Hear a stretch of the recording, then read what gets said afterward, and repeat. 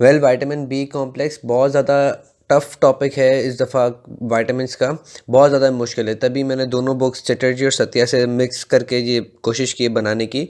तो सबसे पहले विटामिन बी1 जिसको हम थायमीन कहते हैं। अब ये जो विटामिन बी1 थायमीन जो है, इसके अंदर जो एक इम्पॉर्टेंट प्रॉपर्टी होती है इसके स्ट्रक्चर के अंदर, उसको हम कहते हैं थायाजोल रिंग।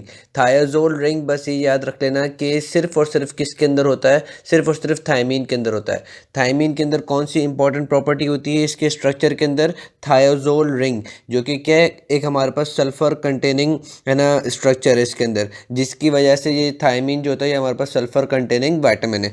इसके बाद जो दूसरी चीज़ जो इसकी इंपॉर्टेंट है कि ये हमारे पास फ्री फॉर्म है, यानी कि थायमीन अपने फ्री फॉर्म में एग्जिस्ट कम करता है। ह्यूमन तो इसको सिंथेसाइज कर नहीं सकते, बॉडी हमारे पास सिंथेसाइज कर नहीं सकती, तभी हम बाहर से ले रहे हैं, क्योंकि विटामिन ऐसी चीज़ है जो कि हमारी बॉडी सिंथेसाइज नहीं करती, हमें बाहर से या फूड से इंटेक करना पड़ता है। ठीक, तो अब ये थायमीन जो है ये हमारे पास फ्री फॉर्म में फूड से एब्जॉर्ब नहीं होता।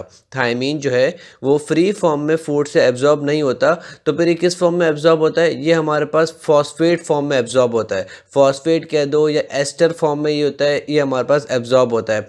थायमीन किस फॉर्म में एब्जॉर्ब होता है, एस्टर फॉर्म में। कैसा ester, thiamine pyrophosphate. Thiamine pyrophosphate के फॉर्म में ये हमारे पास टिश्यूज़ के अंदर आता है या सर्कुलेशन में चलता है, वरना खाली थायमीन के फॉर्म में ये हमारे पास मूव नहीं होता। तो हमारे पास थायमीन किस फॉर्म में होता है, थायमीन पायरोफॉस्फेट। ठीक है, अब इसका काम क्या है, इस थायमीन पायरोफॉस्फेट का काम क्या है, इसके ये हमारे पास बहुत इंपॉर्टेंट फंक्शन के अंदर काम होता है। ये थायमीन जो है या थायमीन पायरोफॉस्फेट ये बहुत ज़्यादा इंपॉर्टेंट फंक्शन के अंदर काम आता है। और वो कौन सा फंक्शन है, ये हमारे पास ग्लूकोज मेटाबॉलिज्म या कार्बोहाइड्रेट मेटाबॉलिज्म के अंदर आता है। ठीक है, तो ये एक एमसीक्यूज भी आया था कि जितनी ज़्यादा हम कार्बो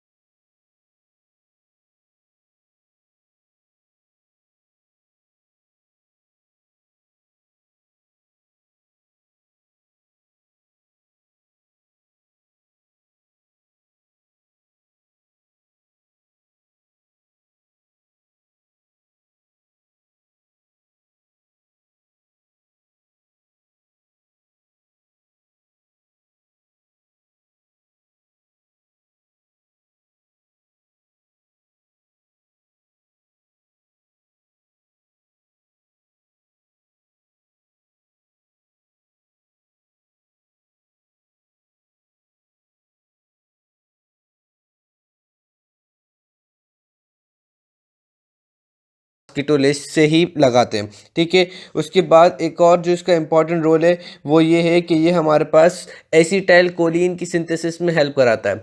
थायमीन जो है वो हमारे पास एसिटाइल कोलिन की सिंथेसिस में क्या कराता है, हेल्प कराता है। ये बहुत ज़्यादा इंपॉर्टेंट है, एमसीक्यूज़ में भी आया है कि थायमीन का क्या इंपॉर्टेंट रोल है, ये एसिटाइल कोलिन की सिंथेसिस में हेल्प कराता है। ठीक है, उसके बाद जो है वो एक और इसकी इंपॉर्टेंट चीज़ ये है कि जब हम जो पेशेंट्स अल्कोहलिक पेशेंट्स होते हैं या वो ऐसे लोग जो जो कि बहुत ज़्यादा अल्कोहलिज़्म होते हैं या वो अल्कोहल कंज्यूम करते हैं, तो उनमें थायमीन की कंजप्शन जो होती है वो इंक्रीज़ हो जाती है। Thiamine consumption increase in alcoholic patients, ठीक है।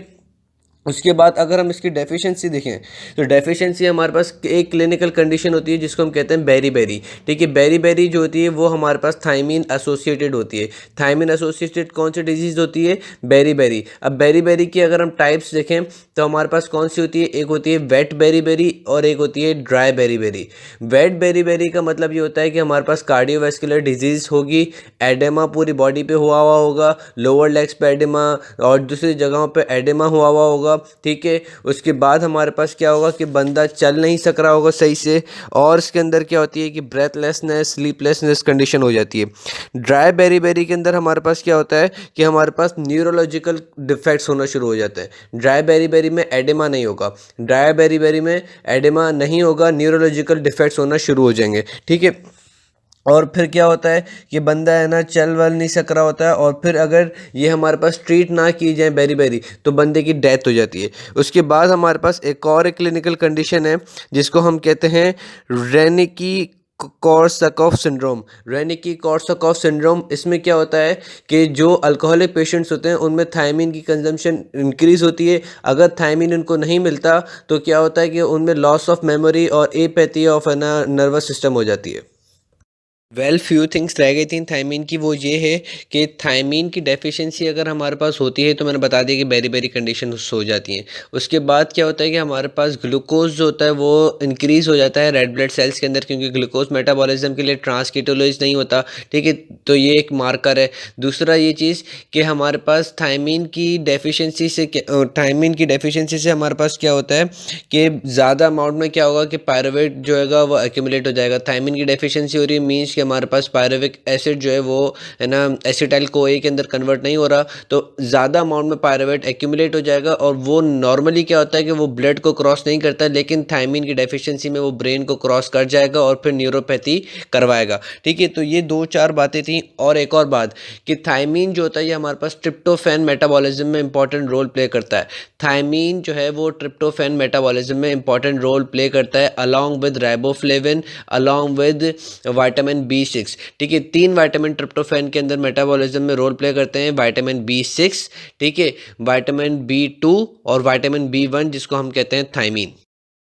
राइबोफ्लेविन को हम कहते हैं विटामिन B2, ठीक है। अब अगर हम इसके स्ट्रक्चर को देखें तो इसके स्ट्रक्चर के अंदर हमारे पास 2 चीज़ें इंपॉर्टेंट हैं। वो 2 चीज़ें क्या इंपॉर्टेंट हैं कि इसके स्ट्रक्चर के अंदर आइसोएलोक्सेन